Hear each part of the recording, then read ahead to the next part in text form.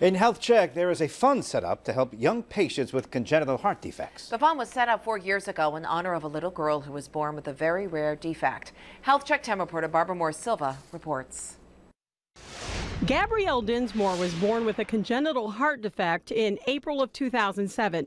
She was born with hypertrophic cardiomyopathy, which is a very rare defect, and it's a thickening of the heart wall muscle. Gabrielle had 3 open heart surgeries, but most who met her probably didn't even know.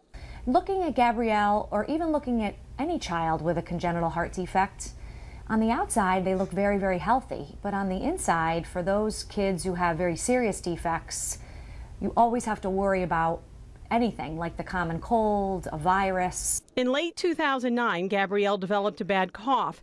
In March of 2010, 1 month shy of her 3rd birthday, she died from complications of her heart defect. After she passed away, my husband Jeff and I wanted to do something, but we just weren't sure what.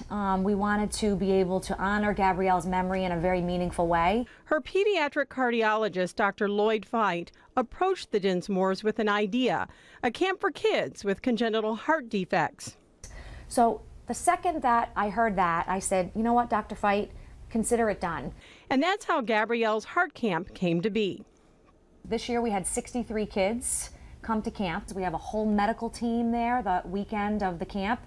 But the best thing about camp is to let the kids know that they're not alone in their medical journeys. And it's a very powerful experience for the kids.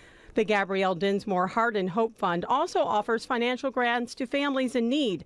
And last year, another request from Hasbro's Pediatric Heart Center, a part-time social worker. So the fund put in $13,000, the hospital the other half, for this new and much-needed position. And in just the first 6 months of that social worker helping families, they helped over 120 families. And that's why their annual fundraiser is so important, to keep all of these programs and services going for children with congenital heart defects and their families.